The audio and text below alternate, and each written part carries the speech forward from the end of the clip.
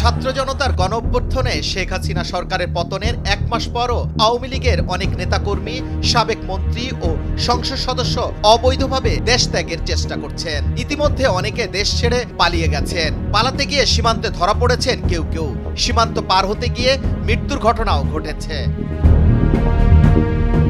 সংশ্লিষ্ট সূত্র ও গণমাধ্যমের তথ্য থেকে জানা গেছে, এক সপ্তাহে সাবেক স্বরাষ্ট্রমন্ত্রী আসাদুজ্জামান খান কামাল, সাবেক বস্ত্র ও পাটমন্ত্রী জাহাঙ্গীর কবির নানক, আওয়ামী লীগের যুগ্ম সাধারণ সম্পাদক আফম বাহাউদ্দিন নাসিম সীমান্ত দিয়ে পাড়ি দিয়েছেন।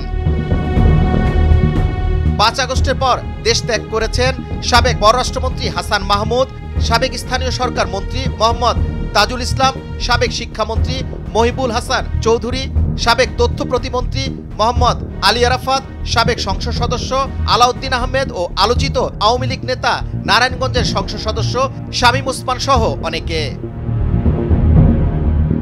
যারা পালিয়ে গেছেন বা পালানোর চেষ্টায় আছেন তাদের প্রায় সবাই হত্যাসহ বিভিন্ন মামলার আসামি। এই অবস্থায় প্রশ্ন উঠেছে, সরকার পতনের এতদিন পর কিভাবে এইসব ব্যক্তি দেশ ছেড়ে পালাতে পারছেন? আওয়ামী লীগের সাধারণ সম্পাদক ওবায়দুল কাদের ও যুগ্ম সাধারণ সম্পাদক মাহবুবুল আলম হানিফ, সাবেক মন্ত্রী সম রেজাউল করিম সহ কেন্দ্রীয় আওয়ামী লীগের বেশ কয়েকজন নেতা দেশ ছাড়ার গুঞ্জন রয়েছে। তবে তাদের বর্তমান অবস্থা সম্পর্কে নিশ্চিত হওয়া যায়নি।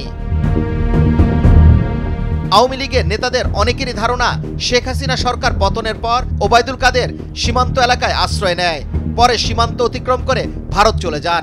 সাবেক একজন মন্ত্রী গণমাধ্যমকে বলেছেন, তিনি শুনেছেন ওবায়দুল কাদের এখন দুবাই আছেন। শেখ হাসিনার আরেক আত্মীয় আবুল হাসনাত আবদুল্লাহ ছাত্র জনতার গণঅভ্যুত্থানের কিছুদিন আগে ভারত চলে যান। আর ঢাকা দক্ষিণ সিটি কর্পোরেশনের মেয়র শেখ ফজলে নূর তাপস 3 আগস্ট রাতে সহপরিবারে দেশ ছাড়েন। তিনি ঢাকা থেকে সিঙ্গাপুর যান, তার পরিবার পৃথক ফ্লাইটে যান লন্ডনে। তাপসের ভাই যুবলীগের চেয়ারম্যান শেখ ফজলে শামস সরকার পতনের কয়েকদিন আগে 31 জুলাই যুক্তরাষ্ট্র থেকে দেশে ফিরেছিলেন। তিনিও দেশে আছেন বলে জানা গেছেন।